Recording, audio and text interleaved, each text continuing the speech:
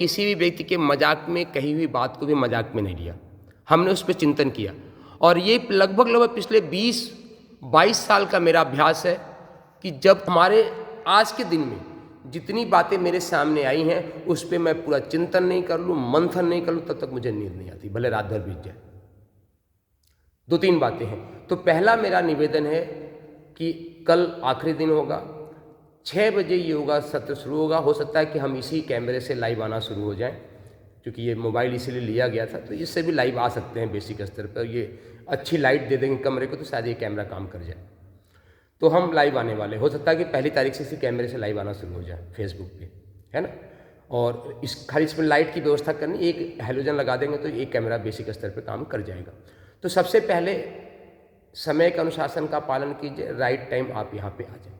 जैसे आज भी आप 6:06 पे आए हैं, आप 6:09 पे आई हैं। 6 मिनट ये लेट थे, 3 मिनट लेट। मैं अपना बताऊं कि पिछले 20 साल 22 साल हमने समय का बहुत ही स्ट्रिक्टली पालन किया है। कभी हमारे ज़िंदगी में ट्रैफिक जाम नहीं हुआ, कभी गाड़ी पंचर नहीं हुई, कभी कुछ नहीं हुआ, क्योंकि हम उतना टाइम लेके चलते हैं कि मुझे इस व्यक्ति के पास 5 बजे पहुंचना, तो 5:00 पर मैं उसके सामने रहूँगा। और मैंने लंबे समय तक अभ्यास किया है। एक संत महापुरुष जिनसे मैंने योगा सीखा है, आज मैं उनके श्री चरणों में नमन बंदन करता हूँ, वे सागर में मध्य प्रदेश में, जिनसे मैंने योगा सीखा है। उन्होंने जब उनको मैंने ये अनुशासन बताया कि मैं समय का इतनी कड़ाई से पालन करता हूँ, तब उन्होंने कहा कि इतनी कड़ाई अच्छी नहीं होती है, थोड़ा सा लिबरल होना चाहिए। ये उनका दिया हुआ, जिनसे मैंने योग सीखा है बेसिक स्तर पे, और इंटरनेशनल लेवल के योगाचार्य हैं और क्वालिफाइड डॉक्टर, MBBS डॉक्टर थे उस समय में वे, और सागर मध्य प्रदेश जिले के एक रिनाउंड डॉक्टर्स के रूप में उनकी मान्यता थी। लोग उनको मानते थे कि एक समृद्ध, और पर MBBS डॉक्टर कम योगाचार्य, 3 तल्ले, ऐसे इतनी बड़ी से बिल्डिंग थी, 3 तल्ले का बिल्डिंग उनका योगा इंस्टीट्यूट था। उनसे हमने योगा सीखा है। तब से हम थोड़े से लिबरल हैं, फिर भी हम समय के अनुशासन का पालन करते हैं। तो मेरा आप दोनों से करबद्ध प्रार्थना है कि आप समय के अनुशासन का पालन करें और ठीक 6 बजे यहाँ पे आ जाने का प्रयास करें। एक बात। दूसरी बात, हंसी मजाक ठट्ठे हम भी करते हैं, करना भी चाहिए। बच्चों जैसा जीवन रहना है। मैं ऑन द रिकॉर्डेड बोल रहा हूँ कि कमलेश मैडम का जो बिहेवियर है वो मुझे बहुत पसंद है। हमेशा जीवन, जितना हम बूढ़े जाएं उतने हम बच्चे बनते चले जाएं, यही हमारे जीवन की खूबसूरती है। यही हमने पढ़ा है और इसी ढंग से हम जीने का प्रयास करते हैं। आज भी हम अपने इस कैंपस में छोटे बच्चों से जब गेट पे बैठने लगे, छोटे बच्चों को रोक रोक के हमको मज़ा आती है। और हम ऐसा नहीं है कि हाँ, उनकी चूँकि अपनी एक समझ होती है, मैं उनकी समझ को जानता हूँ। चूँकि हमने पेडागॉजी सिस्टम जो पूरा बच्चों पर रिसर्च किया गया है, उसकी मैंने सैकड़ों वीडियो देख रखी है। और ये जो रिसर्चेज हुई हैं बहुत ही गंभीरता से, बहुत ही विद्वान लोग किए हुए हैं। हमारे ब्रजमोहन जी इन सब बातों को नहीं मानते, पर मानना चाहिए। तो चूँकि एक होती है नॉलेज, एक होती है वे ऑफ माइंड। तो हमारे ब्रजमोहन जी हमारे मित्र हैं, इनके दिमाग की जो है वर्किंग बहुत अच्छी चलती है, दिमाग की जो ट्यूनिंग है वे बहुत अच्छी है। पर नॉलेज का जो एक होता है ज्ञान और एक होता है सिर्फ अपना, तो नॉलेज का चूँकि है, चूँकि सुबह से एक काम में अपने व्यस्त रहे हैं, तो पढ़ने का हो। मेरे पास आज तक हम सिर्फ पढ़ते ही रहे हैं। अब हम काम करने शुरू करने जा रहे हैं 2023 1 जनवरी से। तो जैसे आप आएंगे, अब योगा चल रहा है, आपको साइलेंटली, मतलब आपको पता ही नहीं चले कि आप आए, आपका आसन लगा रहेगा, आप बैठिए और जहाँ से योगा चल रहा है वहाँ से आप शुरू कर दीजिए। कोई बातचीत नहीं करनी कैंपस के बाहर जाने तक, क्योंकि ये पूरी हम सोच रहे 1 जनवरी से हम इसी कैमरे से रिकॉर्डिंग जाएंगे, लाइव जाएंगे, है ना। तो 1 जनवरी से ये क्लास लाइव जाएगा। तो आप हमारे दोनों हो। पिछले 1 साल में मैं अभी चिंतन भी कर रहा था कि आप दोनों जो है हमारे सबसे निकट रहे हो। मतलब इस 1 साल में, मतलब कि या तो आपके साथ है और सुबह शाम आप भी आते हो, यह तो सबसे निकट हम आप ही दोनों के बीच में रहे, बाकी लोगों से हलो हाय होता रहा है। दूसरा एक चीज़ है जो हम इस पर बहुत विचार करते हैं, ये परिवार भी बहुत विचार करता है और ये पूरा परिवार अच्छा भी नहीं मानता है। तो ये परिवार मतलब हमारे ब्रजमोहन जी का जो पूरा परिवार है, आदरणीय विजय भाई साहब से लेके और छोटा तक, मतलब कि अपने विषय में बोला जाए। पर हम यदि पूरी दुनिया को देखते हैं तो आज हर व्यक्ति को सबसे ज़्यादा मिलता है। आज पूरी दुनिया में भारत का कोई सबसे प्रतिष्ठित व्यक्तित्व है तो उनका नाम है सद्गुरु, जिनको कि लोग जग्गी वासु, उनका ओरिजिनल नाम जग्गी वासुदेव, पूरा लंबा नाम है जग्गी वासुदेव है। आज पूरी दुनिया सद्गुरु के नाम से जानती है। पूरी दुनिया में कम से कम नहीं तो 10 करोड़ से ऊपर लोग उनको फॉलो करते हैं, मतलब उनको मानते हैं। दुनिया की सारे बड़ी बड़ी व्यक्तित्व हैं। दुनिया के सारे राष्ट्राध्यक्ष उनके पैरों में, चाहे प्रधानमंत्री हो चाहे राष्ट्रपति हो, उनके पैरों में जो है अपना सर झुकाता है। इसके प्रमाण पूरा ऑनलाइन वीडियो है, शायद ब्रजमोहन जी को नहीं पता है। अब उनका कहीं भी इंटरव्यू होता है, कहीं भी लोगों को मंच पे जाता है, तो लोग जानबूझ के, जबकि उनको थोड़ी सी हमने देख लिया कि झुंझलाहट भी आती है, उनसे लोग हमेशा उनकी पिछली ज़िंदगी के बारे में पूछते हैं कि सर आप कैसे साधु बन गए, कैसे क्या हुआ। और वे बार बार बोलते कि मैं ये बताना नहीं चाहता, बहुत सी रिकॉर्डिंग पड़ी हुई है, सैकड़ों के हज़ारों रिकॉर्डिंग पड़ी, आप वहाँ जाके देख लो। फिर भी कहते हैं कि नहीं सर, लोग रिक्वेस्ट करते हैं ऑन द मंच, हमने देखा कि प्लीज़ सर थोड़ा सा अपने बारे में बताइए, हमारे को बताइए। और उनको मजबूरी में भी रिपीट करना पड़ता है अपनी उस ज़िंदगी के बारे में जो आज से 50 साल पहले वे जी चुके हैं, है ना। एक लड़की, बॉम्बे में बहुत बड़ा कार्यक्रम था, उसमें शायद यूनिवर्सिटीज़ के सारे गर्ल्स एंड बॉयज़ थे, जो मंच संचालन कर रही थी। उसने बहुत अपने ऑडियंस से ही मना किया कि सदगुरु चाहते हैं कि इस क्वेश्चन को स्किप कर दिया, जिसकी मतलब हटा दिया जाए, पर लड़कों का नहीं, हम वही जानना चाहते हैं। देखो उसकी वीडियो है। तो आज का ये फॉर्मेट है। तो मैं एक बात कहना चाहता हूँ कि मैं भी इस चीज़ से बचना चाहता हूँ कि मुझे अपने बारे में बहुत कम बोलना पड़े तो अच्छा है, क्योंकि हम लोगों की बात को मानते हैं, कहीं ना कहीं उस पर चिंतन करते हैं, मुझे अच्छा लगता है तो मैं स्वीकार कर लेते हैं। क्योंकि कल जब हम सुभाष के साथ बैठे थे और हम वहाँ से उठ के चले आए, चूँकि हम यदि बैठे रहते तो सुभाष की खिंचाई हो जाती, क्योंकि एक तो नॉलेज है नहीं, और नॉलेज नहीं है तो बहस क्यों करते हो फिर, है ना। तो उस विषय, चूँकि आपको पता है कि मैं उठा और वे कह रहा था 2 मिनट बैठ जाओ, पर मैं 2 मिनट के लिए नहीं बैठा, मैं उठ के चला आया। तो हम आपको योग के संबंधित 3 चीज़ की जानकारी दें। कमलेश मैडम आप हमारे तरफ देखोगे, क्योंकि सही कम्युनिकेशन का मतलब होता है कि आपको जिस तरफ हम जब देखें तो आपको लगे कि आप हमारी आंखों में देख रहे हो। ये कम्युनिकेशन स्किल अभी हम क्लास चलाने वाले हैं, तो कम्युनिकेशन स्किल की सबसे पहली शर्त होती है। तो हमारा शरीर 3 स्तर पे है, एक स्थूल स्तर पे, एक सूक्ष्म स्तर पे जो मन का स्तर होता है, और एक आत्मा के स्तर पे। 3 स्तर होता है, शरीर का स्तर, मन का स्तर, बुद्धि का स्तर और आत्मा का स्तर, ठीक है। अब इसका हम लोग साधु संत क्यों बने? पिछले हम 9 साल बरसाना में रह के क्या किया? 1-2 किलोमीटर के एरिया में शाम को सिर्फ 2 घंटे के लिए निकलना, घूम के आ जाना। हमने क्यों वहाँ पे इन्वेस्ट किया? हमने वेस्ट नहीं किया, हमने इन्वेस्ट किया। इन्वेस्ट मतलब कि जो हम वहाँ पे खर्च करते हुए सूद ब्याज जोड़ के हमको बाद में मिलता है। ये प्रकृति का नियम, हमारा बनाया हुआ नियम नहीं। तो हमने वहाँ पे इन्वेस्ट किया। क्यों इन्वेस्ट किया? 9 साल, 9 महीना बच्चा गर्भ में रहता है तो बड़ा होकर निकलता है, मतलब कि 4.5 पाउंड होकर निकलता है, जो तौला जाता है वह पाउंड में तौला जाता है, और उसके बाद बड़ा होता है। और हम 9 साल राधा रानी के दिव्य आंचल में, मेरी पहले दिन से फीलिंग थी कि हम राधा रानी के आंचल में पक रहे हैं। पकने का मतलब क्या होता है कि एक व्यक्ति जो है मैक्सिमम शरीर के स्तर पर जीता है, जैसे पशु जीते हैं। एक व्यक्ति होता है जो बुद्धि के स्तर पर जीता है, और एक व्यक्ति होता है जो 24 घंटे हर सांसें, एक भी सांस मिस नहीं कर जाए, आत्मा के स्तर पर जीता है। लौकिक व्यवहार से उसको कभी आप पहचान नहीं सकते। तो 9 साल जो हम बरसाना रह के हमने साधना किया, वे सिर्फ इस चीज़ का अभ्यास किया कि हम हर सांसें अपने आत्मा के स्तर पर जीवन जीना सीख जाए। 9 साल हमने सिर्फ इस चीज़ का अभ्यास किया कि हम आत्मा के स्तर पे अपने जीवन को जीना सीख जाए। और मैं आप दोनों को विश्वास दिलाता हूँ, पूरी तरीके से विश्वास दिलाता हूँ कि मेरी हर सांसें हम अपनी आत्मा के स्तर पे जीते हैं। कल हमारे मित्र ब्रिजमोहन जी का कहना था कि कोई व्यक्ति किसी का मित्र हो ही नहीं सकता, मित्र सिर्फ एक भगवान होता है। ये आपका कथन है, चूँकि हम आपके हर वाणी, हर शब्द पे चिंतन करते हैं और समय के अनुसार उसका जवाब देते, तो चूँकि आज इसका जवाब देना जरूरी है। शरीर के स्तर पे व्यक्ति पशु है, शरीर के स्तर पे व्यक्ति पशु है। मन के स्तर पे व्यक्ति मनुष्य है, ठीक है। मन के स्तर पे जब है, इसीलिए से मन से मनुष्य बना हुआ है। जब व्यक्ति मन के स्तर पे जी रहा है तो क्या है? वह मनुष्य है। मनुष्य और पशु में सिर्फ एक अंतर है, सही और गलत का निर्णय करने की सामर्थ्य पशुओं के पास नहीं है, सिर्फ मनुष्य के अंदर दिया है। चुनाव करने की सामर्थ्य सिर्फ व्यक्ति ने, भगवान ने मनुष्य को दिया। चुनाव का अधिकार पशुओं के पास नहीं है। जो मिल जाएगा वही खाएगा, जो दे दिया जाएगा, जैसा रखा जाएगा वैसे ही रहेगा। चुनाव का अधिकार पशुओं के पास नहीं है, चुनाव का अधिकार सिर्फ और सिर्फ मनुष्य के पास है। और जब वह तीसरे स्तर पे जीता है, आत्मा के स्तर पे जीता है, तो वह साक्षात भगवान होता है।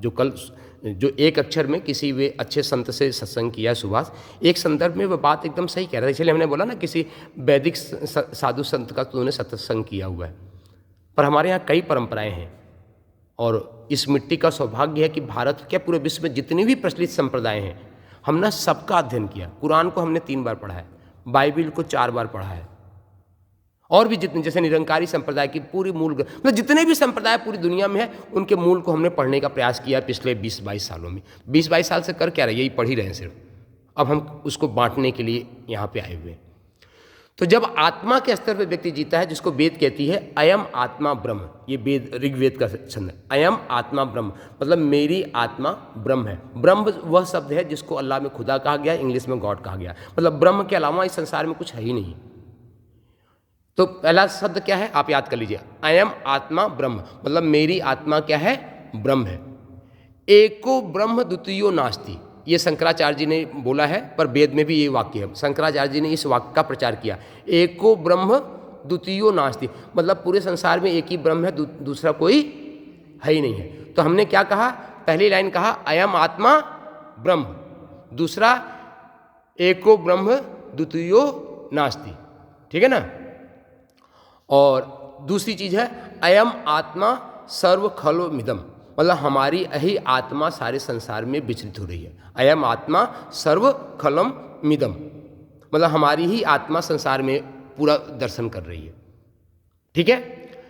आप कहोगे चूंकि हमने दिया है कि किसी भी चीज़ को सिद्ध करने के लिए 3 चीज़ों की आवश्यकता पड़ती है, एक है तथ्य, एक है तर्क और एक प्रमाण। वर्तमान का प्रमाण देते हैं जिसको सारी दुनिया मानती है, विवेकानंद और रामकृष्ण परमहंस। आज पूरी दुनिया मानती है। कल हम यूनियन बैंक में गए थे, ऐसी चर्चा चली तो हमने पूछ पड़ा कि विवेकानंद की चर्चा, किसी से पूछा था शायद, हाँ हेमंत से पूछा था, हेमंत गुप्ता जी से, कि विवेकानंद ने अमेरिका में कब भाषण दिया था। तो उनको हमने बताया था 11 सितंबर 1893। ये पहला भारत की भारतीय संस्कृत का। तो विवेकानंद जी बड़े अक्खड़ आदमी थे, हमारे जैसे, जैसे हमारे गुरु ने हमको कब्जा किया हुआ वैसे विवेकानंद भी थे। पढ़े लिखे थे, उस समय अंग्रेजों के ज़माने में ग्रेजुएशन कर लिया था और नौकरी खोज रहे थे, नौकरी मिल नहीं रही थी। किसी ने विवेकानंद के पास लाया, रामकृष्ण परमहंस के पास लाया और बार बार वे जिद करते थे कि तुम हमको भगवान दिखाओ तब तो हम आपको मानेंगे, नहीं तो हम आपको क्यों माने। कल जो बात सुभाष कह रहा था, सुभाष कल इनका ड्राइवर है, उसने बोला कि आप भगवान को दिखा सकते हैं। हमने कहा दिखा सकते हैं। बोला कब दिखा सकते हैं, हमने कहा वो समय आएगा तब, जो कि बार बार ये समय की बात करते हैं। तो वैसे ही जिद जो है विवेकानंद ने रामकृष्ण परमहंस के सामने करते रहे और उनके काबू में, रामकृष्ण परमहंस के काबू में विवेकानंद नहीं आ रहे थे। और परमहंस, रामकृष्ण परमहंस जी चाहते थे कि ये हमारा मतलब कि भारतीय सनातन संस्कृत का प्रचार करें। अपना प्रचार करने का उनका कोई उद्देश्य नहीं था, क्योंकि ये लोग अवतारी पुरुष के रूप में आते हैं, रामकृष्ण परमहंस जैसे लोग। तो एक दिन कुछ जिद हुआ, उनका भी भाव जगा, चूँकि चेतना का एक स्तर होता है। जैसे परसों हमने आपको बताया था कि जिस समय हम भाव दशा में बैठे हैं उस समय आप हमको देख लीजिए तो हो सकता है कि आपके पिछले 7 जन्मों के पाप जल जाए। इसका भी एक उदाहरण आपको बता दूंगा अभी, प्रत्यक्ष उदाहरण। तो एक दिन क्या हुआ, ऐसी बात हो गई, थोड़ा सा बहस भी हो गया रामकृष्ण परमहंस और विवेकानंद में। काली माँ का पूजा करते थे विवेकानंद जी, रामकृष्ण परमहंस। उसको पकड़ के घसीटा बाँह जो है और ले जाके जो है, लंबा चौड़ा शरीर था विवेकानंद का, एकदम लिटा दिया काली माँ के सामने, मतलब कि छाती के बल पे, और अपना ये दाहिना पैर जो है उनके हृदय पे रख दिया विवेकानंद के। विवेकानंद एक अलग दुनिया में चले गए, उसका आभास भी आप नहीं कर सकते अभी।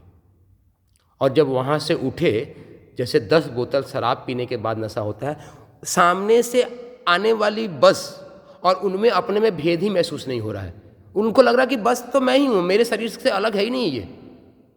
और शायद जो जिसने किताब लिखी है उसने ये लिखा है कि विवेकानंद से मंदिर से 1-1.25 किलोमीटर ही चल पाए, उसके बाद किसी के व्यक्ति का चबूतरा था, वहाँ पे वे सो गए।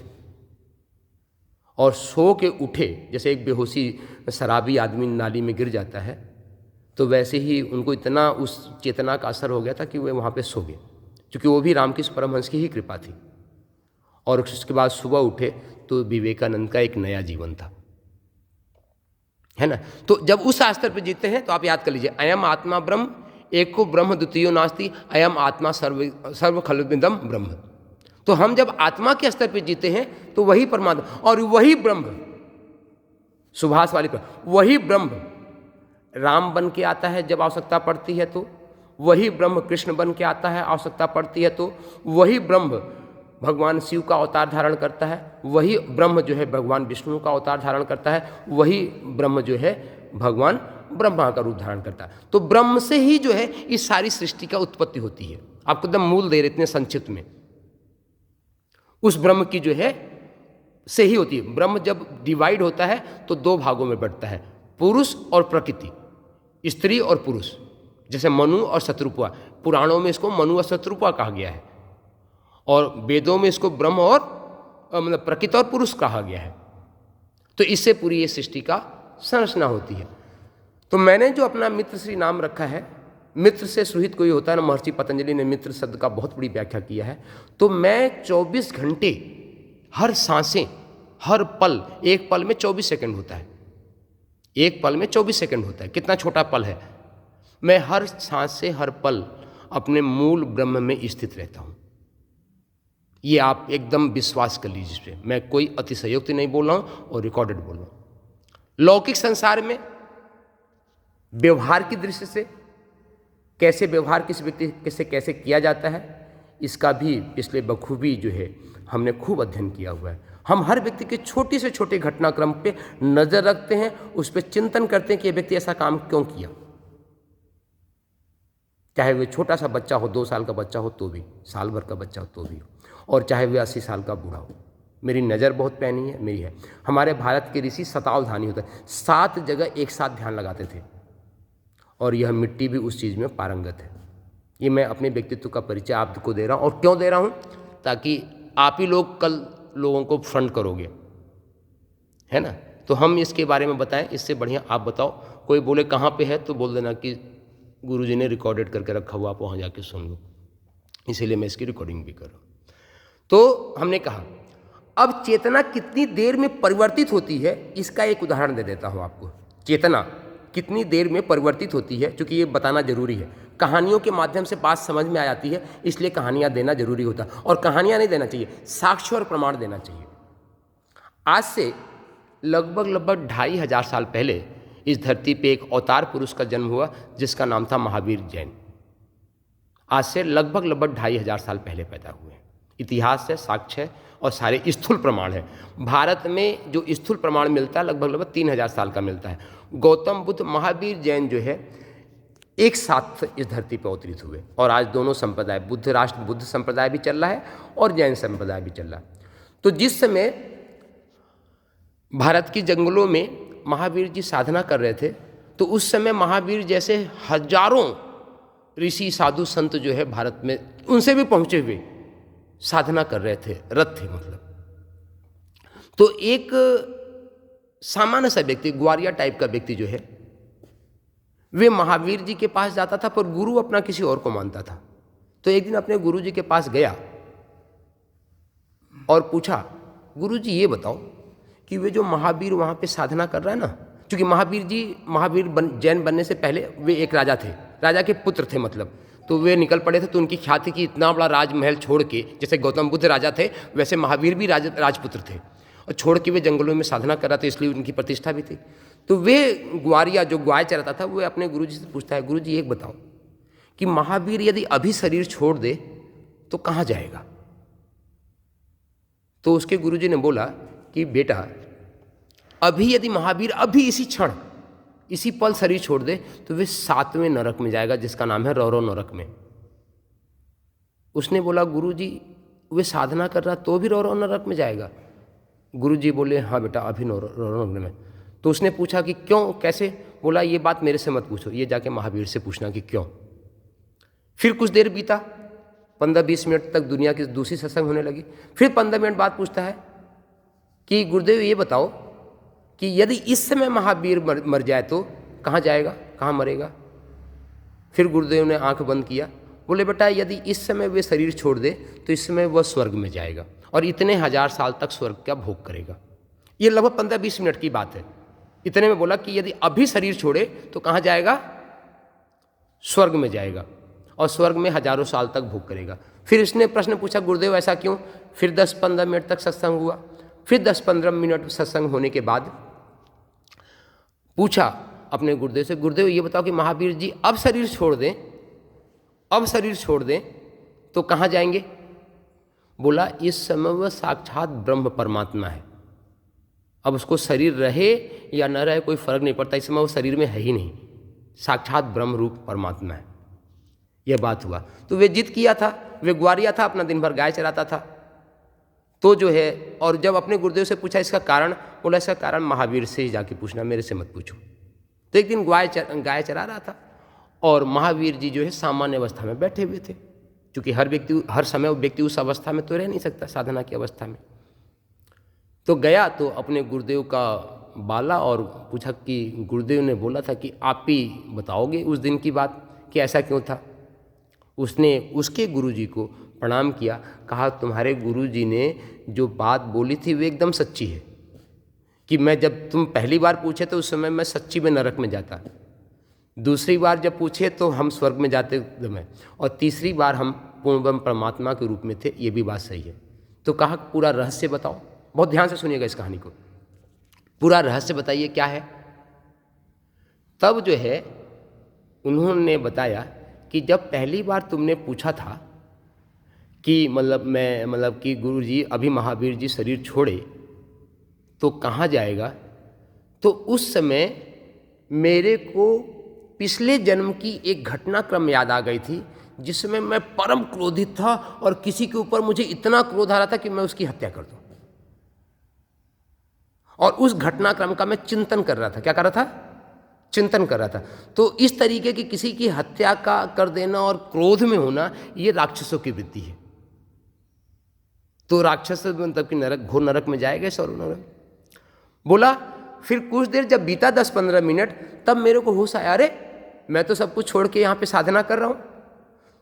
तो वे क्या हुआ, साधना कर रहा हूँ मतलब मनुष्य की वृत्ति में आ गया, मन की वृत्ति पे आ गया, सजग हो गया, उसको बोध जागृत हो गया, जिसको बोलते हैं ना बोध जागृत हो गया। तो वह साधना में बैठ गया। तो उस समय मरता तो उसके पुण्यों की पूंजी थी, तो वह स्वर्ग में जाता। जब साधना में बैठ गया, बोध जागृत हो गया, तो 10-15 मिनट, मिनिमम 21 मिनट समय लगता है। इसका जो ऑफिशियल समय है वेदों में हमारा दिया 21 मिनट। 21 मिनट में चेतना करते, इसीलिए हमें 21 मिनट में पूरी दुनिया में प्रचार किया जाता है। हर चीज़ का अपना एक बहुत बड़ा विज्ञान है। तो 21 मिनट के बाद फिर यह, तो वे क्या है, वही स्थिति में पहुंच गया। कहाँ पे? अयम आत्मा ब्रह्म सर्वम खलविदम ब्रह्म। अब जब 21 मिनट और साधना किया तो अयम आत्मा ब्रह्म सर्वम खलविदम ब्रह्म की स्थिति में महावीर जी तीसरी बार जब उसने प्रश्न पूछा तो वे वहाँ पहुँच गए। और ये पूरा परिवर्तन किसी व्यक्ति की चेतना में 40 मिनट में घटित हो सकता है, ऐसा इस मिट्टी का प्रमाण भी है और शास्त्रों का भी प्रमाण है। ये इस मिट्टी का भी अभ्यास है, लंबा अभ्यास है, लगभग पिछले 26 सालों का अभ्यास है।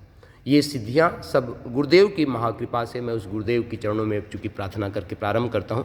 हिमालय में जब हमने साधना किया था, वहीं पे ये सारी चीज़ें गुरुदेव से वरदान रूप में इस मिट्टी को प्राप्त हो गया था। तो ये मैंने आज का ये जो पूरे 2 घटनाक्रम से हमने आपको बताया, इसीलिए बताया कि अब हम जो है गंभीरतापूर्वक होते चले जा रहे हैं। हमारे ब्रजमोहन जी बड़े इंटरेस्टिंग आदमी हैं, हमेशा समय की बात करते कि जब जो समय आएगा तो होगा। कुछ परमात्मा की वाणी होती है, कुछ क्रियाकलाप होता है, कुछ संसार नाटक है और लीला है। चूँकि गुरुदेव का, हमारे गुरुदेव, चूँकि हम कई व्यक्ति को अपना गुरुदेव मानते हैं, पंडित श्री राम शर्माचार्य गायत्री परिवार के संस्थापक, उनसे मैंने गायत्री मंत्र की दीक्षा ली है, बाकायदे विधिवत दीक्षा ली है। उसका पूरा रिकॉर्ड शांति कुंज में उपस्थित है, फोटोग्राफ्स भी है। तो उनको गुरुदेव मानता हूँ, चूँकि गायत्री मंत्र मुझे वहाँ से मिला है। सन्यास का जो वस्त्र है, जो सन्यासियों का वस्त्र है, वे कल ही इनको हमने बताया था। ब्रह्मानंद सरस्वती जो ज्योतिषपीठ शंकराचार्य ब्रह्मानंद सरस्वती के शिष्य, उसी परंपरा से वासुदेवानंद सरस्वती से जो है हमने ब्रह्मचर्य का पालन करने, उसको पुरुषा बोलते हैं, पुरुषा रहने का हमने दीक्षा ली, बाकायदे दीक्षा ली थी। और 500 रुपये की एक नोट उनको दक्षिणा में भी दी थी। वे दक्षिणा हमारी तरफ से नहीं था, महर्षि की तरफ से हम लोगों के हाथों में दिया गया था, और वे मैंने उनको दे दिया। बाकायदे 3 घंटे का दीक्षा संस्कार हुआ था मंत्रों के माध्यम से, तो वहाँ से मैंने लिया है। और एक मेरी गुरु सत्ता है जो हिमालय की है, जिसके सानिध्य में मैंने हिमालय में साधना किया है। तो ये 3 मेरे मूल रूप से गुरु के रूप में हैं। तो ये बात मैंने क्यों शुरू की थी, तो ये है। तो कुछ होता है चूँकि हाँ, तो परम पूज्य गुरुदेव की बात आ रही थी, पंडित श्री राम शर्मा आचार्य की। मैं सामान्य रूप में गुरुदेव इनको ही कहता हूँ, पंडित श्री राम शर्मा आचार्य जी को। तो इनका एक कहावत है कि जिंदगी को खेल को एक खिलाड़ी की तरह जियो। जिंदगी के खेल को एक खिलाड़ी की तरह जियो, हारो तो भी मौज, जीतो तो भी मौज, खेलना है खेलते रहो। और इस जीवन के रंगमंच पे, इस संसार के रंगमंच पे एक कलाकार की तरह एक्टिंग करो। इस संसार के रंगमंच पे एक कलाकार की तरह जिंदगी जियो। कलाकार की तरह जिंदगी, बाबा जी का वेश करना है तो बाबा जी का ड्रेस पहन लिया, और राजा का बनना है तो राजा वाला पहन लिया, चोर बनना है तो चोर वाला बन लिया। जैसी आवश्यकता है वैसा वस्त्र होना चाहिए, वैसा ही गेटअप होना चाहिए, वैसे ही आपका मन का भाव होना चाहिए। और एक्टर दुनिया में वही सफल है, शरीर से कहे जैसे एक्टिंग करें, मन के भाव। अमिताभ बच्चन इस सदी का, पिछले 100 साल का सबसे अच्छा महानायक माना जाता है एक्टर के रूप में भारत का, इसमें तो कोई है। दूसरे नंबर पे शाहरुख खान का नाम आता है जी। और शाहरुख खान और विवेकानंद में एक अंतर है, अमिताभ बच्चन में एक अंतर है, चूँकि मैंने फिल्में भी देखी शायद। अमिताभ बच्चन ने कभी किसी की कॉपी करने की कोशिश नहीं की है, उसकी अपनी ओरिजिनलिटी है अमिताभ बच्चन के पास। अमिताभ बच्चन की लोग कॉपी करें, अमिताभ बच्चन ने किसी की कॉपी नहीं की है। बस शाहरुख खान ने पूरी तरीके से अपने पूर्वज, जिनका नाम था यूसुफ खान, जिनको लोग दिलीप कुमार के नाम से जानते, दिलीप कुमार को कॉपी करने की कोशिश की और काफ़ी हद तक कॉपी किया है। जिनका नाम ओरिजिनल यूसुफ खान था, दिलीप कुमार जी का, चूँकि उस समय लोग मुस्लिमों को बर्दाश्त नहीं करते, इसलिए उस समय के जितने कलाकार थे सबके हिंदी नाम रख दिए गए थे। वर्तमान में समय का परिवेश बदलता चला गया, लोगों ने सोचा कि हमको एक्सेप्ट कर लेंगे, तो आमिर खान, ये खान सारे आ गए जो कि इसी पुराने थे। और आज अब जिस तरीके से बॉलीवुड का विरोध हो रहा है, या तो ये गायब हो जाएंगे। इस समय अभी जैसे एक पिक्चर आई, पूरे भारत ने इनका बहिष्कार किया और फ्लॉप हो गए। 3-4 पिक्चर भी लगातार फ्लॉप हो गए, क्योंकि भारत फिर से जाग रहा है। तो मैंने ये बात कह दी। तो जिंदगी के कलाकार को जब इस संसार के रंग पे एक कलाकार की तरह जिंदगी जियो। तो गुरुदेव, मैंने इस बात को इसलिए कहा कि गुरुदेव के इस ब्रह्म वाक्य, इसको बोलते हैं ब्रह्म वाक्य, को मैं अपनी ज़िंदगी में जीता हूँ। मैं हंसी भी खूब कर लेता हूँ, ठट्टे भी खूब कर लेता हूँ, मजाक भी कर, और 1 साल से ब्रजमोहन जी आप भी देख ही रहे। तो अपनी वाणी पे संयम रखना चाहिए, नियंत्रण पे से। जैसे कल के क्या था, अब महावीर ब्रजमोहन जी ने बोल दिया, क्योंकि इनकी ये भी बड़े गहरे आदमी हैं, सामान्य व्यक्ति नहीं है, और इन्होंने बोल दिया आप परेशान, यहाँ से जाने के बाद भी आप फ़ोन कर रही हैं।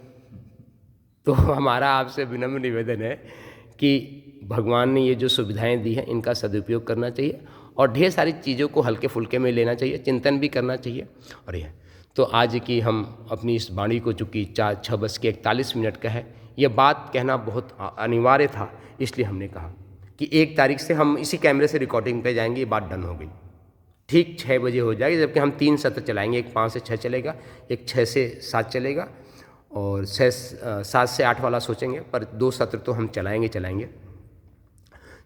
5 से 6 वाला मेडिटेशन सत्र होगा, जिसमें हम यहीं बैठ के ऑनलाइन मेडिटेशन किया करेंगे, और 6 से 7 योगा वाला होगा। तो 1 तारीख से हमारा आप दोनों दिव्य मूर्तियों से हमारा करबद्ध विनती है, प्रार्थना है कि आप समय के अनुशासन का पालन करें, और एकदम आए समय के अनुशासन का, और वाणी पे संयम करें। आप खूब करें, अपनी ज़िंदगी जिए। आप दोनों की ज़िंदगी मुझे बहुत पसंद है, आप दोनों को मैं बहुत दिल से पसंद करता हूँ। और ये भी रिकॉर्डिंग हमने सिर्फ एकमात्र उद्देश्य से किया था कि कल आप हमारे को लेके किसी के साथ डिफेंड कर सकें। आपको कोई कहे, क्योंकि आप जितना अच्छा डिफेंड करोगे मेरे लिए उतना अच्छी बात है। इसी क्रम में एक घटनाक्रम और आ गई, बात आ गई, पंडित श्री राम शर्मा आचार्य की बात है।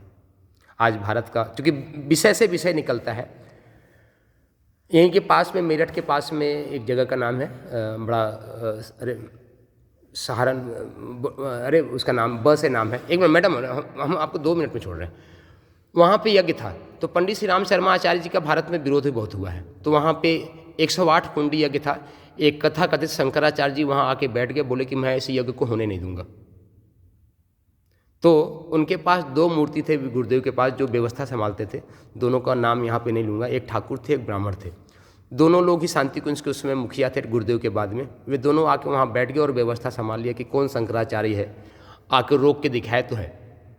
और उन्होंने एक कहा कि हम एक ब्राह्मण है, एक क्षत्रिय है, एक वेदों का ज्ञाता है, एक तलवार का ज्ञाता है, हम दोनों बैठे हुए हैं। ये हकीकत घटना है, यहीं बुलंदशहर की बात है। और जो है आके कर लो। यदि कोई ब्राह्मण शास्त्रार्थ करना चाहता है तो हमारे पंडित जी से शास्त्रार्थ कर ले, हार जाएंगे हम लोग तो हम इसी अगर को छोड़ के चले जाएंगे। और किसी को लाठी डंडा चलाना है तो हम ठाकुर बैठे हुए आके आप उसको चला लो, यदि जीत जाओगे तो छोड़ के चले जाएंगे। नहीं हो, शंकराचार्य जी मंडप में आए ही नहीं हो, सफलतापूर्वक एक संपन्न हुआ खाली उन दोनों के आके बैठ जाने से, क्योंकि वे लोग आते नहीं, चूँकि छोटा सा 108 यज्ञ कार्यक्रम था। अभी तक पूरे विश्व में शांति कुंज ने जितना बड़ा अश्वमेध यज्ञ किया, लगभग अभी तक 35 या 36 अश्वमेध यज्ञ कर चुका है पूरे विश्व में। अमेरिका में भी हो चुका है, ब्रिटेन में भी हो चुका है, पूरे विश्व में 36 जो है होने जा रहा है। 37वें की तैयारी चल रही है, शायद 2024 में बहुत बड़ा यज्ञ होगा। तो ये मतलब आपको प्रमाण बताया। तो ऐसे जो है गुरु का मैं शिष्य हूँ, तो इसलिए मैं भी किसी से डरता उड़ता नहीं हूँ। तो ये है, आइए हम लोग प्रार्थना करेंगे आज की बात। चलिए प्रार्थना, आप उसको बंद करो, काट दो उसको अभी आप, चलिए प्रार्थना करो, आप काटो उसको। चलो प्रार्थना करेंगे हाथ जोड़ के। ओम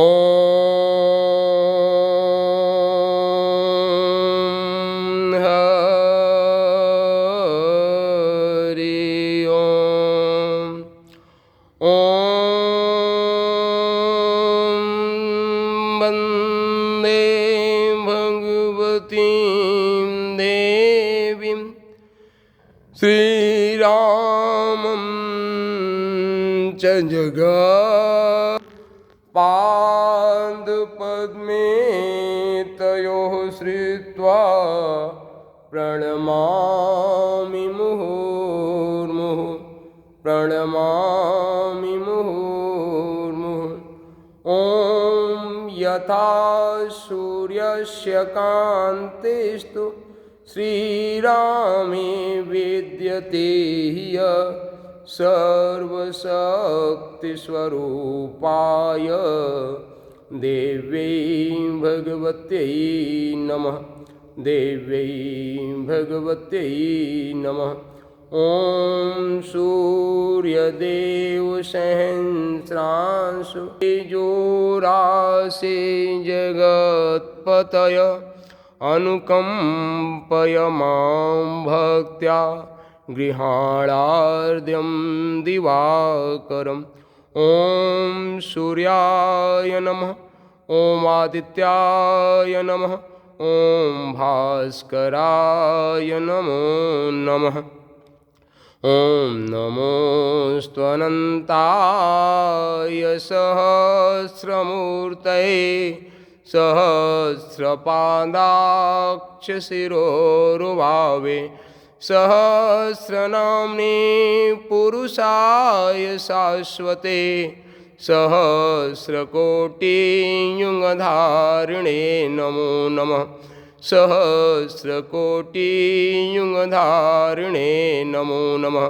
ॐ स्तुता मया वरदा वेदमाता प्रचोदयन्तां पावमानि द्विजानाम् आयुः प्राणं प्रजां पशुं कीर्तिं द्रविणं मह्यं दत्त्वा अमृत ब्रह्मलोकम्।